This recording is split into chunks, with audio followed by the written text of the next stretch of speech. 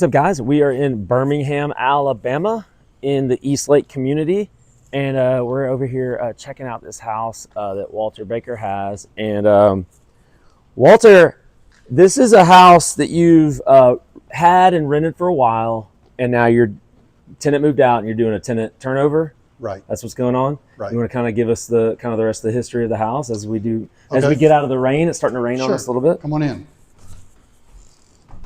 Awesome.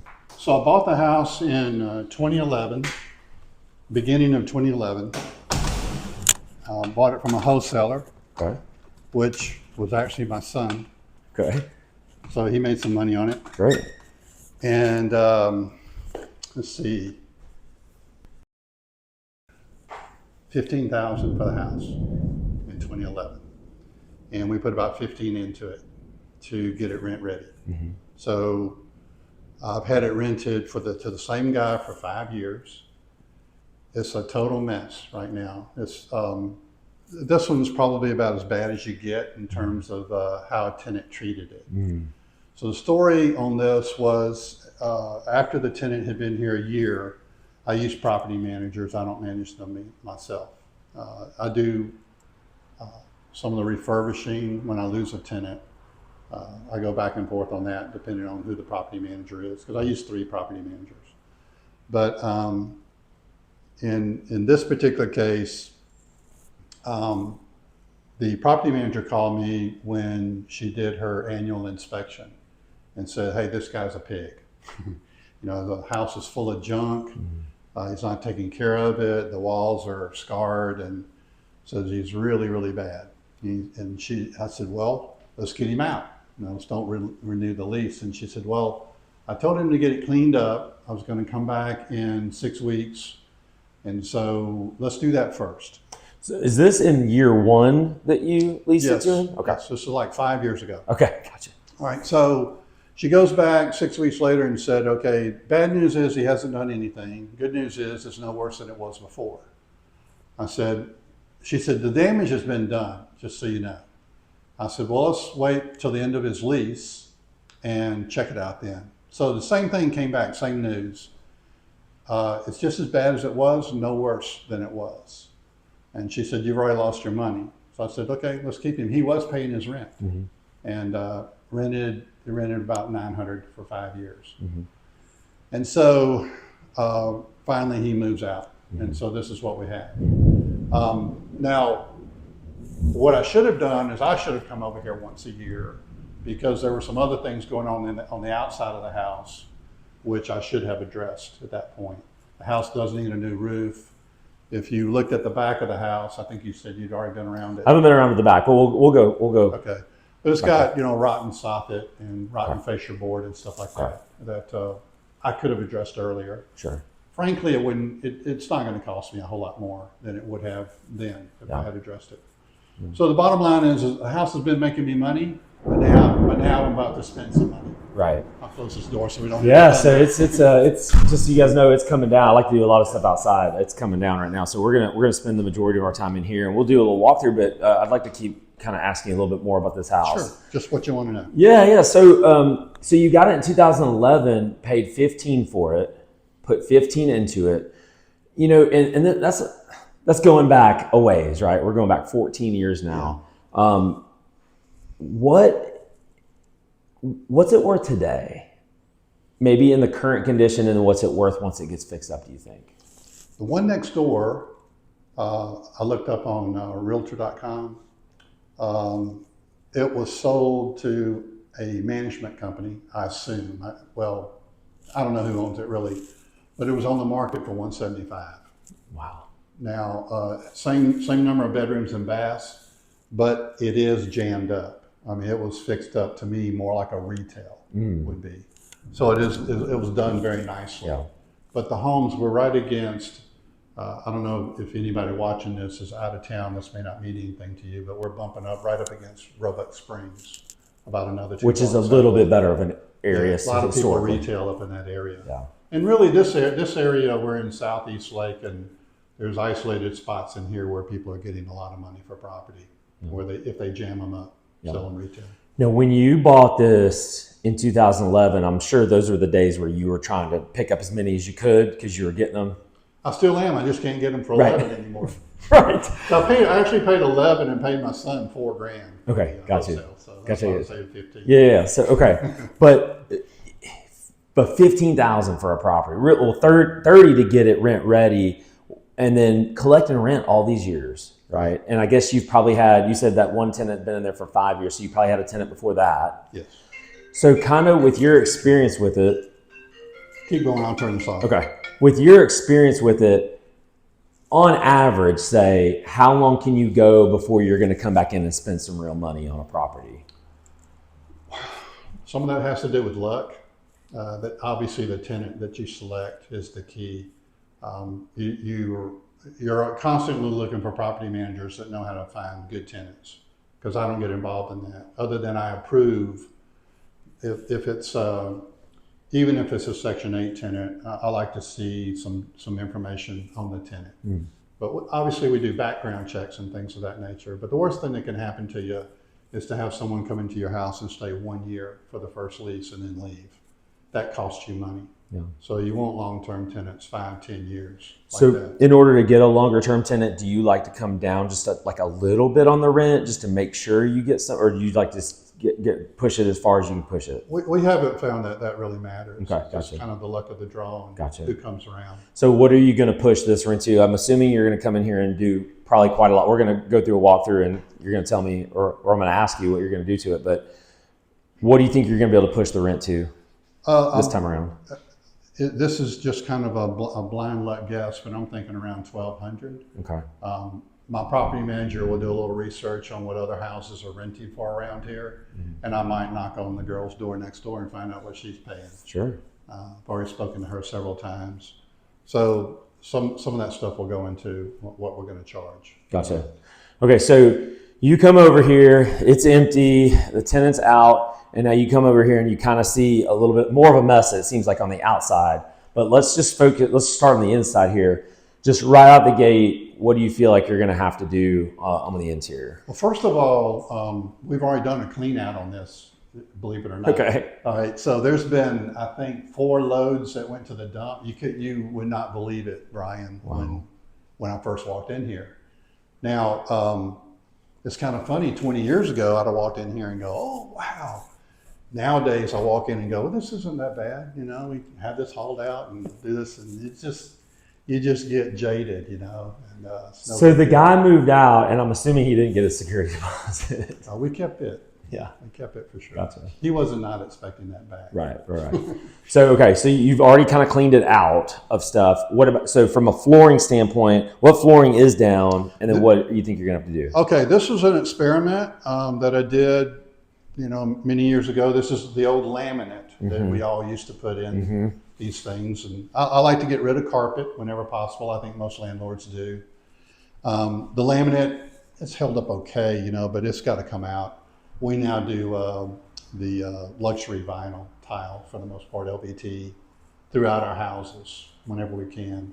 You'll find 2 bedrooms back here have hardwoods that we put a real dark stain on because it had some real dark spots in it originally. And then we got a bedroom back here that still has carpet because the carpet was salvageable. I'll normally, if I can get a carpet cleaned and get through one tenant with it, I'll wait to put in the LVT later on.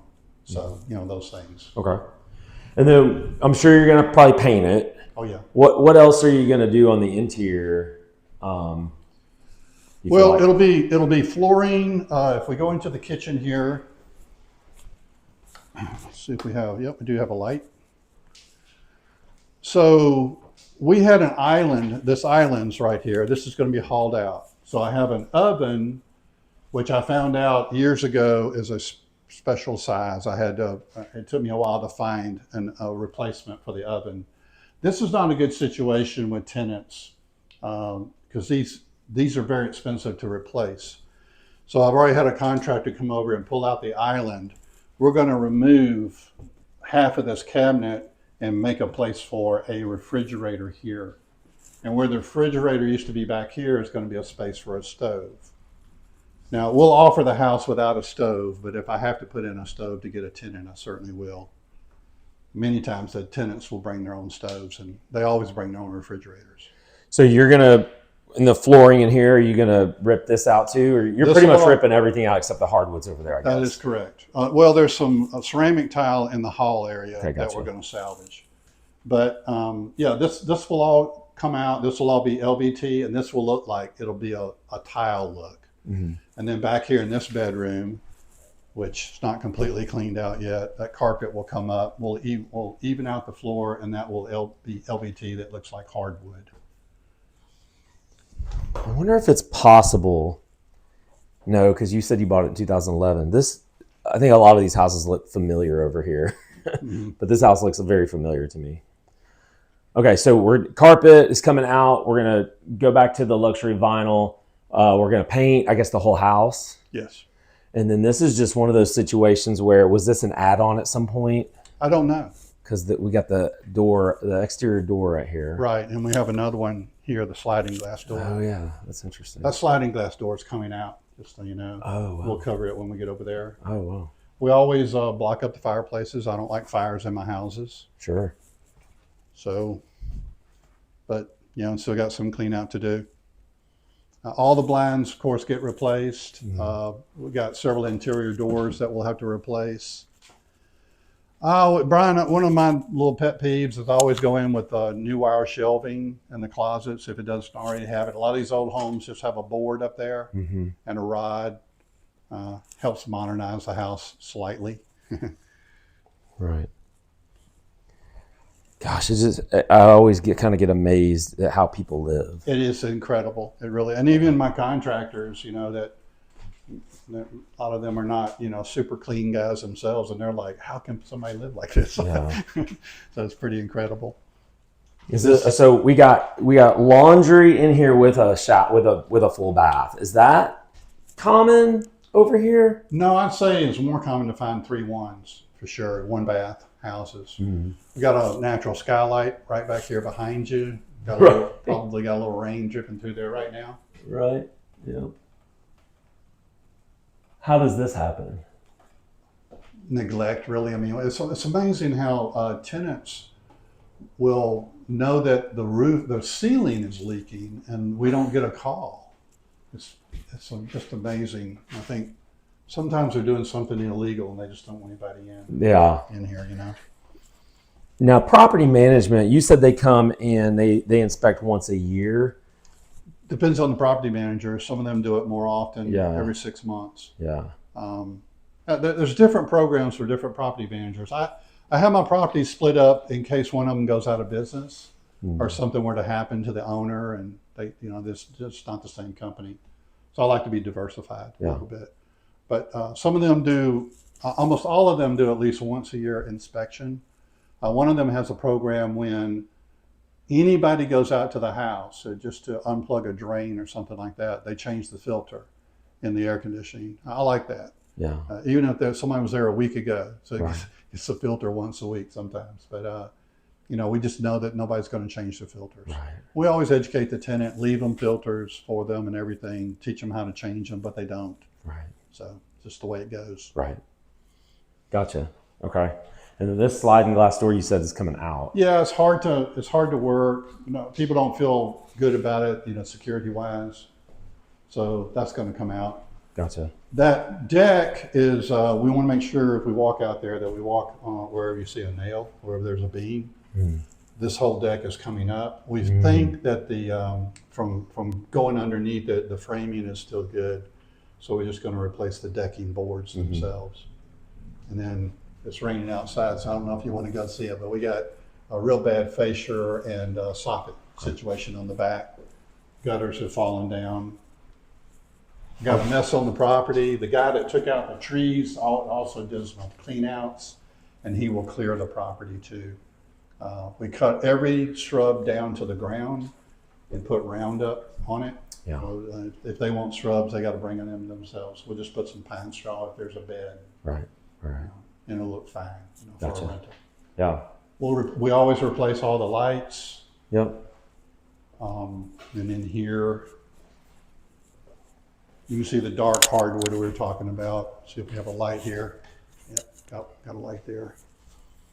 So that'll be restained, and a new coat of polyurethane will go over the top. Not my favorite color, but you should have seen it. Sure. And out here, a lot of these houses have hardwood, natural hardwoods throughout. Usually, they do. And so you try to. I know a lot of folks who've owned rentals out here have tried to keep as many as you can. Yes. Because there's nothing wrong with Right. solid hardwoods for sure. Then we got a call bath. So we can still find this tile. We'll replace the broken tile on the floor. If the tile around the tub does not clean up, we can't get all the mildew, that can be painted, with a, I forget what they call the paint, epoxy paint. Right. Yeah. And we'll paint it a cream color. We're going to take the sink out and put a small vanity there, just a cheap vanity from Lowe's. Gotcha. And it's just another bedroom. So this is going to rent for, you think, $1,200. It seems like you're going to have a pretty hefty rehab budget on this one. The clean out and the trees, just to give you an idea, $4,000 and clearing the property. The new flooring, painting, outside paint, new gutters, new door, 20 grand. Wow. And then I've got to put on a new roof. So probably looking at about $4 grand there. That might sound like a great price. Most of my guys, they know they're going to get 6 or 8 jobs a year from me. So I get some good pricing on stuff like that. But this is a $30,000 rehab. Yeah. I guess is about what I hear you saying. That's right. And, would you say this is a bigger rehab for your turnovers? For sure. What's kind of normal? Well, we get a fair amount of them back where we just have to go up and touch up 3 or 4 walls. Yeah. And they're rent ready. Might have to clean up some stuff. Yeah. This one is unusually, it's a lot. Yeah. It doesn't get much worse than this in terms of expense. Walter, can you kind of talk to the point of keeping like a reserve account? And just when you get in to start buying rentals, or when anyone gets in to start buying rentals, it's like, oh, well, this rental income that comes in, I can go and spend it. Not thinking about taxes, not thinking about tenant turnover, and that tenants are going to damage a property. Or if you keep a property for 14, 15 years, that you're going to inevitably have expenses like this. How important is it to keep that reserve budget? And do you have any tips? Well, it's a great question. Some of your events, I've heard people talk about, I've got a $200 a month cash flow, and I'm thinking, no, you don't. Right. I look at it like 60% of my gross rent is mine, 40%. So if you're renting a house for $1,000, just to make this simple, $400 you better be putting aside to go back into that house. Now you might get it back 2 or 3 tenants where you've got a $4,000 rehab each time, no big deal. Sooner or later, it's going to need a new roof. It's going to need a new HVAC system. It may need an electrical upgrade. You don't know. You don't know what it's going to need, but it's going to need some major components, and those are going to get you. So that's the way I look at it, is at 60%. I had a guy tell me when I first started getting into rentals, because I just did flips and wholesales and all for a while. A guy said, get 10 as fast as you can go, because when 1 or 2 go empty, it won't hurt near as bad. That's probably pretty good advice. One seems to be pretty risky, like to only have one. Yeah, I would agree. And it kind of depends on the person. If you live below your means, it's probably not a big deal. If you're a high wage earner, it's probably not a big deal. It just depends on the person. My wife and I, we both grew up with very frugal parents.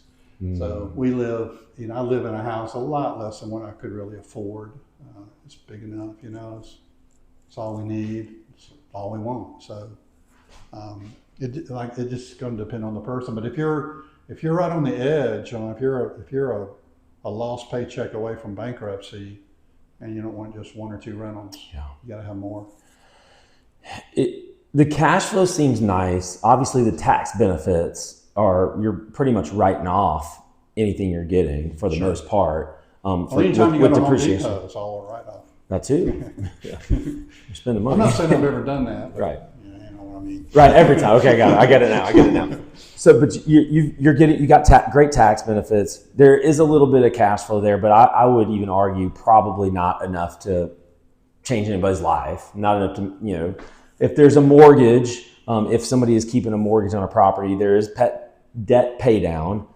But it seems to me, and you tell me because you've owned rentals for a long time. I mean, this one, is a great example, 14 years. It seems to me the wealth component of real estate is just the fact that you hung on to it for 15 years. And it went from being in it for 30, including the rehab, 30, to now it's worth 175. Well, in terms of equity, you're right. I guess in equity buildup, sure, if I cashed out of the house, I'd have a lot more money. There are those who would argue that the money won't buy you any more than it would have 15 years ago. Maybe that's true, maybe not. I think housing has gone up a little bit more than normal inflation, especially here lately. But Brian, I look at it like every house is bringing me from $7,000 to $12,000 a year. So let's just say it's 8,000 or 9,000. Like you said, that won't change anybody's life. But if you've got 20 of them, you start getting up to 25 or 30 properties, which I think if you put an effort into it, you could find 2 or 3 properties per year that you could make work financially. You talked about if you have debt on the property. When my wife and I started this, we would find a house that we could rehab and sell retail, and we were making an average of a little over $41,000 a pop. And so we did 6 or 7 of those a year. We tried to live off of about 10 of that and take the other and buy a rental house free and clear. So I haven't had much debt. The only debt that I've had are houses that I bought subject to the existing financing, or I had seller financing provided to me, which is my favorite way to buy by far. So, you got to have a few houses to be making a difference. But so we accumulated quite a few pretty early on. Back in the crash of '08, we racked up. I mean, I don't even know how many houses we bought in that 2 to 3 year period when everybody said stay out of real estate. We were actually retailing then too, which everybody says you can't retail right now.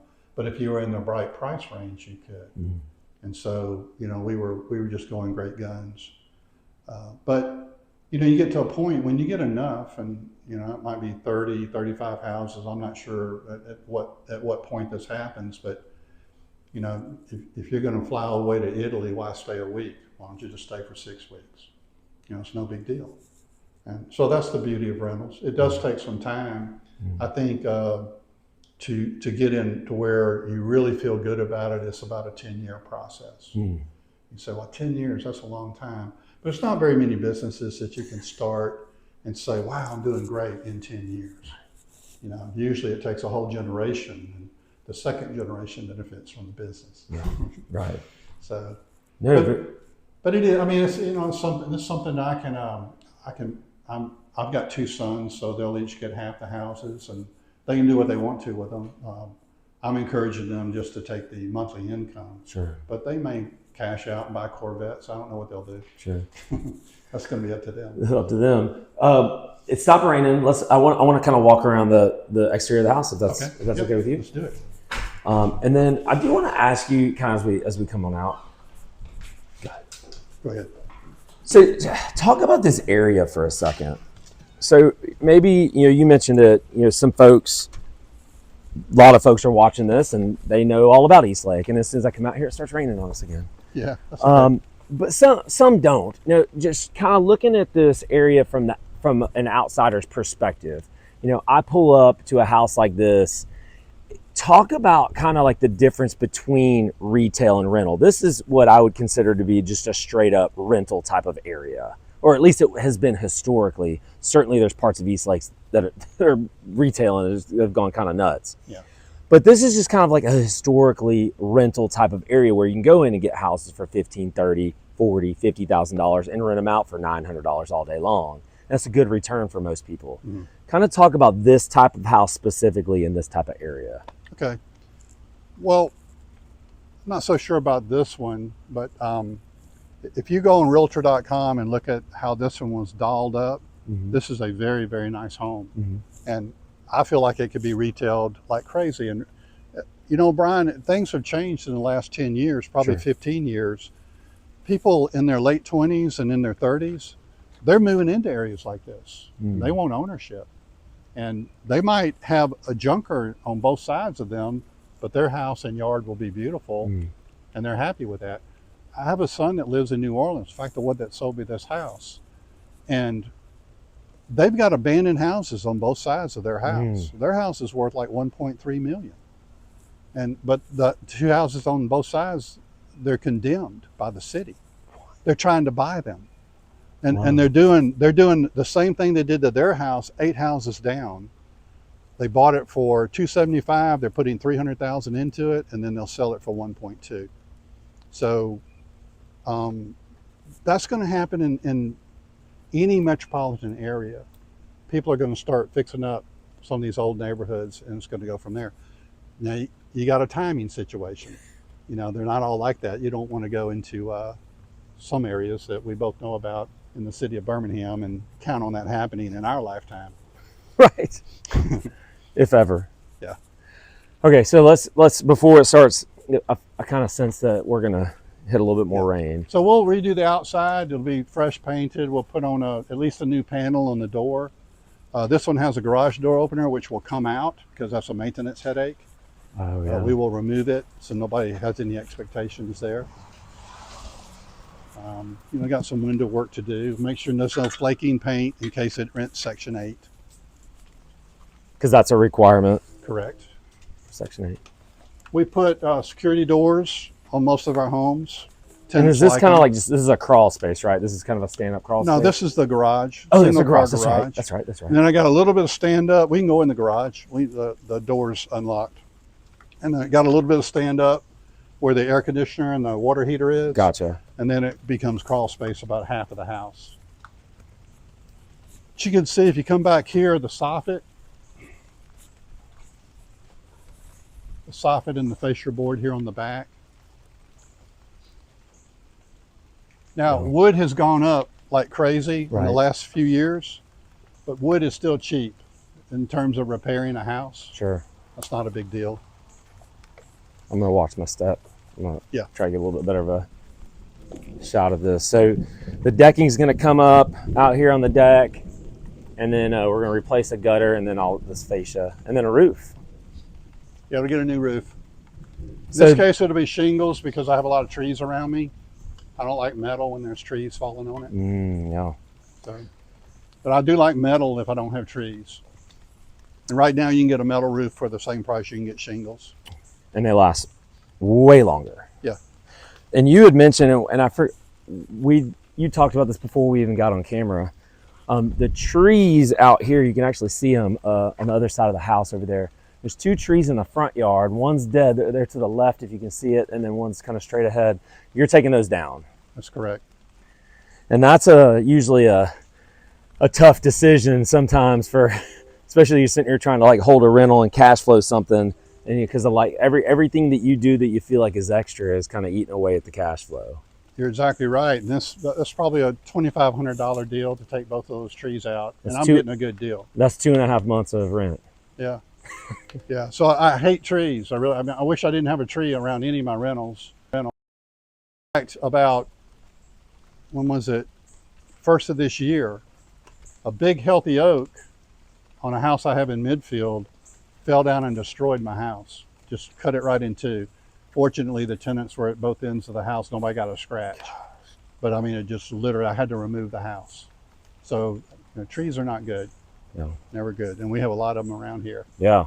Yeah, for sure. So, Walter, I appreciate you kind of taking us through this house. Is there anything I'm forgetting about? Is there anything that you want to you also want to mention that maybe I forgot to ask about Uh, in regards to this particular house? in terms of the people that might be looking at getting into this business, you just got to be completely unemotional about it.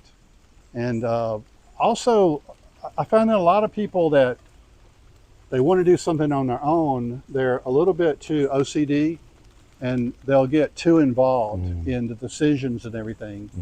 And you got to be able to let things go. There's a lot of people that can't work with contractors because the contractors just are not as anal as they are. So you got to adjust a little bit in terms of that. And people that get into real estate tend to be a little bit entrepreneurial, and entrepreneurs tend to be control freaks. I know I am. So I have to constantly tell myself, let it ride. Just go with it. It's good enough. And kind of almost speaking to that point, what about like a house like this versus a house that maybe if I'm not in real estate or I haven't had a rental yet, I'm thinking like super, super nice, over the top, like almost like a house I would want to live in, Right. versus a house that is sufficient enough for a tenant. Right. Can you kind of talk to that point for a second? Like what to maybe... Well, the last few houses I have purchased have been a dramatic step up from this. You want to go back inside? Sure. Rain again. We'll start making our way that way. Yeah. So this will be our last point. Like in one of the last ones I bought was in Pinson. That house is probably worth about $230,000. So it's a very, very nice bread and butter neighborhood. But it's it's a cheap house in that just vinyl sided and three bedrooms, 2 baths with a full underneath basement, unfinished. Right. 2-car garage. And that thing rents for about $1,400, sometimes $1,495. First couple of tenants we had stay for like a year, and it killed me. I mean, I'm like, shoot. And then you think about this will rent for $1,200. I got 30 grand in it, and that went up there. I think I paid $130 for it. Right. And it only rents for $200 a month more. So it's simple economics. If you put it down on paper, you're going like, man. And I'll be honest with you, in rental, the lower you go, the more money you're going to make. That's just the bottom line. There's more risk though, right? With the tenant potentially. I don't know. You get some pretty brutal tenants and the other stuff too. But my old friend, and I think you at least know of him, Archie Phillips. He passed away 2 or 3 years ago. Man, he had I called him a slumlord to his face. I joke around with him because I mean his stuff was just low end out in Wylam and Fairfield and all of that. But he made a ton of money. Just made a ton. Yeah. So, but most people, there's a level of where it gets uncomfortable, and for me too. I don't want to be where, I need a one of the cyber trucks with a bulletproof glass. I don't want that. I want to feel safe if I go in there. For sure. So, Walter, thank you so much for giving us a tour, and almost like really not just of this house, but giving us almost a tour into your world too, like that rental world here in Birmingham. And I appreciate you doing this. Sure. I'll say one thing too. When I would not be in this business if I didn't have property managers. I couldn't stand it. I wouldn't be able to deal with tenants on a daily basis and take the calls at night when the toilet's clogged up or anything of that nature. I don't understand people that manage their own houses. I really don't. If it's not your business, like if you're not in the property management business, I don't understand what makes your head work to want to do this. So I like to be removed from it. And this is a house that I've taken on myself when I got it back off of lease. But a lot of my houses, the property managers handles everything. They just tell me, hey, it's going to be $4,000 to fix it up, get it rent ready, and I'll say go for it. It's probably the difference between doing a kind of a bigger rehab though too. Sometimes it also depends on the property manager. One of my property managers is all ladies, and so they're not as adept at getting things fixed up. They don't get as good a pricing from their contractors. But they might do a better job of finding a good tenant. They do. They actually do. Yeah. And if they do the rehab, it's going to look really nice, nicer than I want it to look. You're going to spend too much money though. So, But yeah, everything's a trade-off. But yeah, No, but I'm definitely with you on the property management piece. I feel like that's probably the hardest part of real estate. That's the most difficult part of real estate. The part yeah, that I don't want to yeah. have anything to do with. I remember at a real estate association years ago, this man and wife were telling me they were managing their own, and I said, man, you guys need to get out of that. You're driving around in a nice European vehicle. That just is not you guys. And so he said, oh, we're doing it. We're doing it. So then I ran into him at our mailbox. We share we like an old mailbox, et cetera. That's now it's a UPS store, but that's where I get all my corporate mail. And I ran into him there. I said, are you still doing the rental? He says, no. He says, my wife told me that our tenant stole her soul. So he says, Walter, you were right. You were right. We should have gotten management. We would still be doing it. That you laugh. That is so true, though. Yeah. It almost like makes it to where you get so numb to just you're late again. You're not paying rent again. It's Right. like the empathy that you had for people just deteriorates. Yep. You'll become like a police officer. You're just jaded. Yes. Mad at the world. Yes. So It's anyway, great advice, Walter. Thank you again. Appreciate you guys. Stay tuned for the next one. We got some really cool videos coming up with some awesome people just like Walter. So stay tuned for that next one.